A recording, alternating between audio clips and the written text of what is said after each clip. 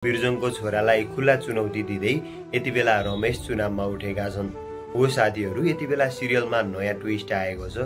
हामीले सोचेका थियौँ अब राम चुनावमा उठ्नेछन् र त्यो बिरजङको छोरालाई हराउँदै रामले आफ्नो बहिनीलाई पनि न्याय दिनेछन् र रामले त्यो गाउँपालिकाको सुधार र उन्नतिका लागि काम गर्नेछन् भन्ने सोचेका थियौँ, तर त्यो भएको छैन। यति बेला चाहिँ राम आफू चुनावमा नउठिकन आफ्ना मित्र रमेशलाई चुनावमा उठाएका छन्।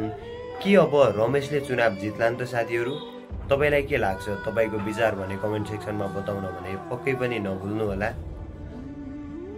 हो साथीहरू, यति बेला यो बिरजङको छोरो खुब रामलाई मार्छु भनेर हिँडिरहेको छ। यसको सपना भने कहिले पनि साकार हुनेवाला चाहिँ पक्कै पनि छैन, किनभने रामलाई मार्नका लागि यसको बाउ छोराको कुनै ताकतले भ्याउँदैन। राम यति चलाक छन् कि जो कोहीले रामलाई मार्न त के छुन पनि सक्दैनन् के। अहिले यसले जुन सपना देखिरहेको छ यो सपनामा मात्र सीमित हो।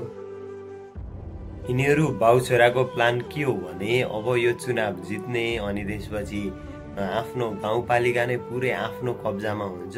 त्यसपछि त हामीले रामलाई जसो पनि गर्न सक्छौँ, त्यो गाउँ नै हाम्रो इसारामा चलाउन सक्छौँ भन्ने यिनीहरूको प्लान छ।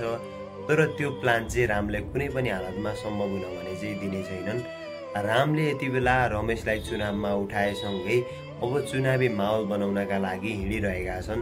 रामलाई सबैले विश्वास गर्छन्, त्यसैले यो बिरजङका बाउ छोराले चुनाव जित्ने सम्भावना भने पनि एकदमै कम छ।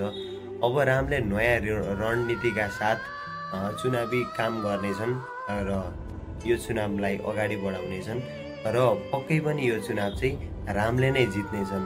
हो साथीहरू, आगामी एपिसोड अझै राम्रो बन्दै जानेछ, त्यसैले आउने एपिसोडहरू पनि हेर्न नछुटाउनु होला भन्दै आजको भिडियोबाट चाहिँ बिदा हुन चाहन्छु। हस्, नमस्कार।